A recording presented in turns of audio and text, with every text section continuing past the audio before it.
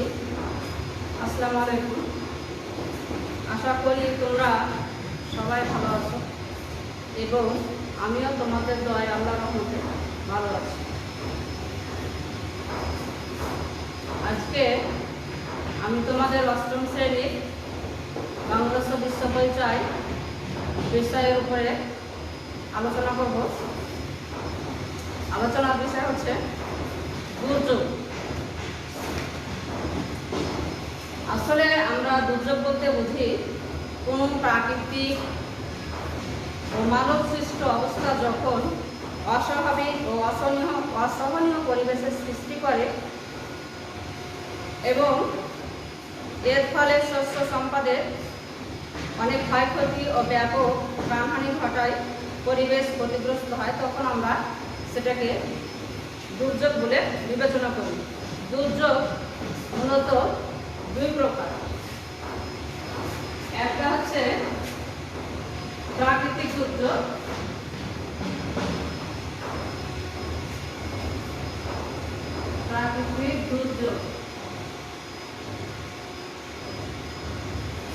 আরেকটি হচ্ছে মানব সৃষ্ট দুর্যোগ।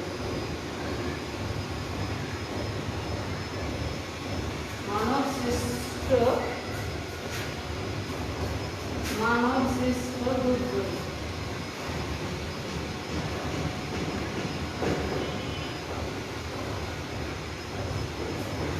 আমরা যেটা প্রাকৃতিক দুর্যোগ সেটা আকস্মিকভাবে হয়ে থাকে এবং এর উপরে মানুষের কোনো হাত থাকে না, যেমন বন্যা, জলোচ্ছ্বাস, ভূমিকম্প, অতিবৃষ্টি, অনাবৃষ্টি এগুলো। কিন্তু যেগুলো মানব সৃষ্ট দুর্যোগ সেগুলো মানুষের অসচেতনতা বা দুর্দৃষ্টির কারণে হয়ে থাকে, যেমন বনভূমি বিনাশ, নদীর স্বাভাবিক প্রবাহ বাধাগ্রস্ত করে জলাবদ্ধতা সৃষ্টি, যুদ্ধ বিগ্রহ এগুলো। এখন আমরা কয়েকটি প্রাকৃতিক দুর্যোগ সম্পর্কে আলোচনা করব। প্রাকৃতিক দুর্যোগের মধ্যে আছে ভূমিকম্প। আসলে যতগুলো প্রাকৃতিক দুর্যোগ আছে তার মধ্যে ভূমিকম্প সবচেয়ে বেশি ধ্বংসযজ্ঞ ঘটায়। ভূমিকম্পের ব্যাপারে কোনো আগাম সতর্ক সংকেত দেওয়া সম্ভব নয়। ভূমিকম্পের সময় কিছু বুঝে ওঠার আগে একটি বা কয়েকটি ঝাঁকুনিতে পুরো এলাকা ধ্বংসস্তূপে পরিণত হয়। একই স্থানে সাধারণত পরপর কয়েকবার বড়, মাঝারি ও মৃদু ধরনের ভূমিকম্প হতে পারে। এরকম ভূমিকম্প ইরান, চীন, মেক্সিকো, চিলি ও জাপানের ভূমিকম্পে প্রমাণ আমরা পেয়েছি। বাংলাদেশের ভূমিকম্পের ঝুঁকির মধ্যে রয়েছে। বিশেষ করে ঢাকা, সিলেট, রংপুর ও চট্টগ্রাম অঞ্চলে এই ঝুঁকি বেশি। চট্টগ্রাম ও সিলেট অঞ্চলে ইদানিং প্রায় মৃদু ভূমিকম্প হচ্ছে। 2011 সালের 18 সেপ্টেম্বর সংঘটিত ভূমিকম্পটি ছিল বেশ প্রচণ্ড। এই ভূমিকম্পে সারা বাংলাদেশ কেঁপে ওঠে। তবে ভূমিকম্প প্রতিরোধের কোনো ব্যবস্থা এখনো মানুষের জানা নেই। এরপরে আমরা জানবো আরেকটি প্রাকৃতিক দুর্যোগ সুনামি। সুনামি হচ্ছে এটি মূলত জাপানি শব্দ, যার অর্থ হলো সমুদ্রের তীরের ঢেউ। সমুদ্রের তলদেশে প্রচণ্ড ভূমিকম্প বা অগ্নুৎপাতের ফলে কিংবা অন্য যে কোনো কারণে ভূয়াডোনার সৃষ্টি হলে বিস্তৃত এলাকা জুড়ে প্রবল ঢেউয়ের সৃষ্টি হয়। এই প্রবল ঢেউ উপকূলে এসে তীব্র বেগে আছড়ে পড়ে। এই সামুদ্রিক ঢেউয়ের গতিবেগ ঘন্টায় 800 থেকে 1300 কিলোমিটার পর্যন্ত হতে পারে। সুনামির কারণে সমুদ্রের পানি জলোচ্ছ্বাসের আকারে ভয়ঙ্কর গতিতে উপকূলের 10 কিলোমিটারের মধ্যে ঢুকে পড়তে পারে। এর ফলে স্বল্প সময়ের মধ্যে উপকূলের ঘরবাড়ি, দালান, রেলপথ, রাস্তাঘাট, বৈদ্যুতিক যোগাযোগ ব্যবস্থা, বাণিজ্য কেন্দ্র প্রভৃতি ধ্বংস হয়ে যেতে পারে। প্রিয় শিক্ষার্থীরা, তাহলে প্রাকৃতিক দুর্যোগ সুনামি কি আমরা বলতে পারলাম। এটা এক ধরনের ভূমিকম্প যেটা সমুদ্রের তলদেশ থেকে উৎপত্তি হয়। 2011 সালের জাপানের উত্তর পূর্ব এলাকায় ভয়াবহ সুনামি সংঘটিত হয়। 8.9 মাত্রার ভূমিকম্পে এই সুনামি সৃষ্টি হয়। জাপানের রাজধানী টোকিও শহরে প্রায় 400 কিলোমিটার উত্তর পূর্বে এই সুনামি আঘাত এনেছিল। এর ফলে জাপানের 5টি পারমাণবিক বিদ্যুৎ কেন্দ্র মারাত্মকভাবে ক্ষতিগ্রস্ত হয়। এসব বিদ্যুৎ কেন্দ্রের পারমাণবিক তেজস্ক্রিয়তা বাতাস ও পানির মাধ্যমে ছড়িয়ে পড়ে, যা মানুষের জীবন ও স্বাস্থ্যের জন্য মারাত্মক ঝুঁকির সৃষ্টি করে। সুনামির সময় হাজার হাজার ট্রেন যাত্রী নিখোঁজ হয়, জাহাজ সমুদ্রগর্ভে তুলে যায়। তাহলে আমরা জানলাম প্রাকৃতিক দুর্যোগের মধ্যে ভূমিকম্প, যেটা কোনো আমরা পূর্ব সংকেত পাই না, এবং যেটা সমুদ্রের তলদেশ থেকে যে ঘটিত হয় সেটা হচ্ছে সুনামি। এবারে আমরা জানবো ভূমিধস সম্পর্কে। পাহাড়ের মাটি ধসে পড়াকে ভূমিধস বলা হয়। যেসব পাহাড় বেলে পাথর বা সেল কাদা দিয়ে গঠিত, ভারী বৃষ্টিপাত হলে সেসব পাহাড়ে ভূমিধস ঘটতে পারে। সাধারণত দীর্ঘমেয়াদী ও ভারী বৃষ্টিপাতের কারণে ভূমিধস ঘটে থাকে। তাছাড়া মানুষ ব্যাপক হারে গাছপালা ও পাহাড় কেটে ভূমিধসের কারণ ঘটায়। ভূমিধসের ফলে যারা পাহাড়ের পাদদেশে বসবাস করে তাদের ঘরবাড়ি মাটির নিচে চাপা পড়ে যায়। আমাদের দেশে চট্টগ্রাম, কক্সবাজার, বান্দরবান, সিলেট, নেত্রকোনা প্রভৃতি জেলায় প্রায় ভূমিধস হয়ে মানুষের প্রাণহানি ঘটেও বাড়িঘর নষ্ট হয়।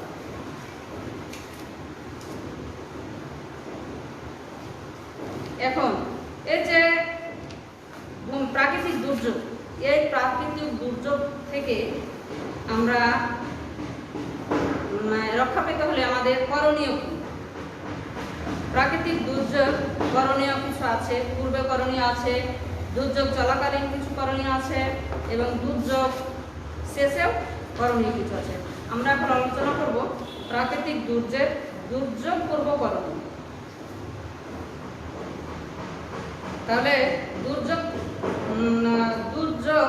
পূর্ব করণীয়: দুর্যোগবর্তী এলাকা যথাসম্ভব উঁচু জায়গায় বসতভিটা, গোয়ালঘর, হাঁস মুরগির ঘর তৈরি করতে হবে। তাহলে যেসব এলাকা দুর্যোগপূর্ণ সেসব এলাকার ঘর বাড়ি উঁচু জায়গায় তৈরি করতে হবে।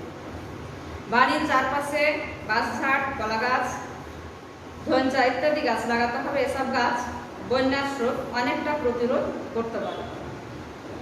ঘরের ভিতর উঁচু মাচা বা পাটাতন তৈরি করে তার উপর খাদ্যশস্য, বীজ ইত্যাদি সংরক্ষণ করতে হবে, যাতে ঘরে পানি ঢুকলেও এগুলো নষ্ট না হয়। প্রতিটি পরিবারে দা, খুন্তি, কোদাল, ঝুড়ি, নাইলনের দড়ি, বাঁশের চাটাই, টিনের ভাঙা টুকরা, আলগা চুলা, অর্থাৎ আমরা যে চুলাটা যেখানে আলগা চুলা বলতে আমরা যেখানে সেখানে নিয়ে যাওয়া যায়, রেডিও, টর্চ লাইট ও ব্যাটারি জোগাড় রাখতে হবে। এগুলো আমাদের যেগুলো দুর্যোগ কোন এলাকা সেগুলোর জন্য এগুলো প্রস্তুত রাখতে হবে দুর্যোগ পূর্ব মুহূর্তে। শুকনা খাবার যেমন চিড়া, মুড়ি, খই, গুড় এবং প্রয়োজনীয় ওষুধপত্র, বিশেষ করে খাবার স্যালাইন ঘরে মজুদ রাখতে হবে, যাতে দুর্যোগকালীন সময়ে সেগুলো আমাদের হাতে কাজ করে। দুর্যোগকালীন সময়ের জন্য কিছু পরিমাণ গোখাদ্য সংরক্ষণ করতে হবে। প্রতিটি পরিবারের প্রতিটি সদস্যকে সাঁতার শেখার ব্যাপারে উৎসাহী করতে হবে। বন্যা বা ঝড় জলোচ্ছ্বাসের মৌসুমের আগে বসতভিটা মেরামত, বিশেষ করে খুঁটি মজবুত করতে হবে। নিকটবর্তী আশ্রয় কেন্দ্রে খোঁজ রাখতে হবে। সঞ্চয়ের মনোভাব গড়ে তুলতে হবে। আমাদের প্রতি মাসে সাংসারিক খরচ করার পরও এই যে দুর্যোগের মুহূর্ত কখন আসতে পারে, এই জন্য আমাদের সংসার চালানোর পর আমাদের কিছু সঞ্চয় করে রাখতে হবে, যে সঞ্চয়টা আমরা দুর্যোগকালীন সময়ে কাজে লাগাতে পারি। সতর্ক সঙ্গে তার ব্যাখ্যা সম্পর্কে জানতে হবে। এলাকায় দুর্যোগ ব্যবস্থাপনা কমিটি ও স্বেচ্ছাসেবকদের সঙ্গে নিয়মিত যোগাযোগ রাখতে হবে। এলাকার ক্ষতিগ্রস্ত বাঁধ, রাস্তাঘাট, সেতু, কালভার্ট ইত্যাদি মেরামতের জন্য সামাজিকভাবে উদ্যোগী হতে হবে। এলাকার দুর্যোগ ব্যবস্থাপনা কমিটি, সামাজিক কমিটি, স্বেচ্ছাসেবকদের নিয়মিত সভা করে দুর্যোগ প্রতিরোধের করণীয় সম্পর্কে এলাকাবাসীকে সচেতন করতে হবে। এবার আমরা জানবো, এতক্ষণ আলোচনা করলাম যে দুর্যোগের পূর্ব মুহূর্তে আমাদের করণীয় সেটুকু। এখন জানবো দুর্যোগকালীন সময়ে আমাদের করণীয় কি। প্রিয় শিক্ষার্থী, বন্যা যখন শুরু হয় নিয়মিতভাবে বন্যার পানি বাড়া বা কমা পর্যবেক্ষণ কিংবা এ সম্পর্কে আমাদের খোঁজ খবর রাখতে হবে। ঘূর্ণিঝড়ের পূর্বাভাসের প্রতি মনোযোগী হতে হবে। বন্যার সময় প্রয়োজনীয় জিনিসপত্র পলিথিন বা পানিরোধক প্যাকেটে মুড়ে ঘরের চালের নিচে পাটাতনে রাখার ব্যবস্থা করতে হবে। ঘূর্ণিঝড়ের পূর্বাভাস পাওয়ার সঙ্গে সঙ্গে খাবার পানি কলসিতে ভরে ভালো করে ঢেকে পলিথিন দিয়ে বেঁধে এবং সেই সাথে কিছু শুকনা খাবার যেমন চিড়া, মুড়ি, গুড় একটি পাত্রে ভালো করে পলিথিন বা প্লাস্টিক ব্যাগে মুড়ে মাটির নিচে পুঁতে রাখতে হবে। গবাদি পশু হাঁস মুরগিগুলোকে উঁচু স্থানে সরিয়ে রাখতে হবে। বন্যায় বাড়িঘর ডুবে গেলে নিকটস্থ আশ্রয় কেন্দ্রে আশ্রয় নিতে হবে। ঘূর্ণিঝড় ও জলোচ্ছ্বাসের ক্ষেত্রে 1, 2, 3 ও 4 নম্বর সতর্ক সংকেত পর্যন্ত আশ্রয় কেন্দ্রে যাবার প্রয়োজন নেই। তবে 5 নম্বর বিপদ সংকেত শোনার পর শিশু, বৃদ্ধ, প্রতিবন্ধী ও মেয়েদের আশ্রয় কেন্দ্রে পাঠিয়ে দিতে হবে। তাহলে আমরা জানলাম প্রিয় শিক্ষার্থী, 5 নম্বর সতর্ক সংকেত পাওয়ার পর আমাদের আশ্রয় কেন্দ্রে যেতে হবে এবং মহাবিপদ সংকেত শোনার পর সবাইকে অবশ্যই আশ্রয় কেন্দ্রে গিয়ে আশ্রয় নিতে হবে। আশ্রয় কেন্দ্র না থাকলে কাছাকাছি পাকা, উঁচু বা বহুতল বাড়ি, স্কুল, কলেজ বা অন্য প্রতিষ্ঠানে আশ্রয় নিতে হবে। দুর্যোগে বিশুদ্ধ বা নিরাপদ পানি পান করতে হবে। যে টিউবওয়েলের মুখ পানিতে ডুবেনি এমন টিউবওয়েলের পানি আমাদের পান করতে হবে। প্রয়োজনে পানি ভালোভাবে ফুটিয়ে পান করতে হবে। যে কোনো দুর্যোগের সময় ছোট শিশুদের প্রতি বিশেষ খেয়াল রাখতে হবে। অসুস্থ, প্রতিবন্ধী, গর্ভবতী নারী ও বৃদ্ধদের প্রতি অধিক যত্নশীল হতে হবে। বন্যাকালীন সময়ে যাতায়াতের জন্য নৌকা না থাকলে কলা গাছের ভেলা তৈরি করে নিতে হবে। পরিবারের সকল সদস্যকে বিভিন্ন সংক্রামক রোগে টিকা নেওয়ার ব্যবস্থা করতে হবে। আশ্রয় কেন্দ্রে নিরাপত্তা নিশ্চিত করতে সামাজিকভাবে উদ্যোগী হতে হবে। আশ্রয় কেন্দ্রে ল্যাট্রিন ও নিষ্কাশন ব্যবস্থা যাতে যথাযথ থাকে সে ব্যাপারে খেয়াল রাখতে হবে। নিজের সুযোগ সুবিধাকে বড় করে না দেখে সবার প্রতি সহানুভূতিশীল ও মানবিক আচরণ করতে হবে। প্রিয় শিক্ষার্থী, আমরা জানলাম দুর্যোগের পূর্ব মুহূর্তে আমাদের করণীয় কি, দুর্যোগ চলাকালীন সময় আমাদের করণীয় কি। এখন আমরা আলোচনা করব দুর্যোগের পরবর্তী সময়ে আমাদের করণীয় কি। বন্যার পানি নেমে গেলে বা ঝড় পুরোপুরি থেমে গেলে আশ্রয় কেন্দ্র ছেড়ে নিজ নিজ বাড়িতে ফিরে যেতে হবে। ঘূর্ণিঝড়ের ক্ষেত্রে ঝড় থেমে যাওয়ার পরপরই আশ্রয় কেন্দ্রে যেতে নেই, কারণ একবার ঝড় থেমে যাবার কিছুক্ষণ পর আবার উল্টো দিক থেকে তীব্র বেগে ঝড় প্রবাহিত হয়ে আঘাত হানতে পারে। দেখা গেছে উল্টো দিকের ঝড়ে জলোচ্ছ্বাসের পানি তীরে সবকিছু সমুদ্রের বুকে টেনে নেয়। ঘরবাড়ি পরিষ্কার ও মেরামত করে বাসযোগ্য করে তুলতে হবে। এজন্য প্রয়োজনে ব্লিচিং পাউডার ব্যবহার করতে হবে। দুর্যোগে আহত হলে তাকে প্রাথমিক চিকিৎসা দিতে হবে। আঘাত গুরুতর হলে দ্রুত নিকটবর্তী হাসপাতালে নিয়ে যেতে হবে এবং সেখানে প্রয়োজনীয় চিকিৎসার ব্যবস্থা করতে হবে। কোনো ব্যক্তি মারা গেলে লাশ উদ্ধার করে যত সম্ভব দ্রুত তা সমাহিত করার ব্যবস্থা করতে হবে। মৃত পশু পাখিও মাটিতে পুঁতে ফেলতে হবে। বাইরে থেকে ত্রাণ ও চিকিৎসক দল এলে প্রকৃত ক্ষতিগ্রস্তরা যাতে সাহায্য পায় সে ব্যাপারে আমাদের সহযোগিতা করতে হবে। দুর্যোগ পরবর্তী সময়ের পরিস্থিতি মোকাবিলায় সমাজের সকলকে ঐক্যবদ্ধভাবে কাজ করতে হবে।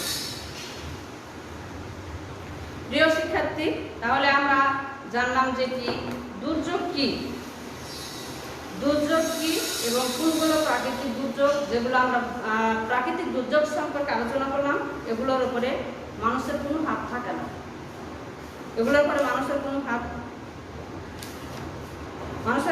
থাকে না, কিন্তু যেগুলো মানব সৃষ্ট দুর্যোগ সেগুলো মানুষ ইচ্ছা করলে প্রতিরোধ করতে পারে নিজের ইচ্ছায়। আমরা জানলাম দুর্যোগ, প্রাকৃতিক দুর্যোগ, মানব সৃষ্ট দুর্যোগ মুহূর্তে আমাদের করণীয় কি, দুর্যোগের পূর্বে করণীয় কি এবং দুর্যোগের পরবর্তী সময় আমাদের করণীয় কি। শিক্ষার্থী, তোমাদের লেখাপড়া ব্যাপক ক্ষতি হচ্ছে, কিন্তু এই ক্লাসগুলো তোমরা যদি ফলো করো, তোমাদের প্রতিটা না হলেও কিছুটা পূরণ হবে।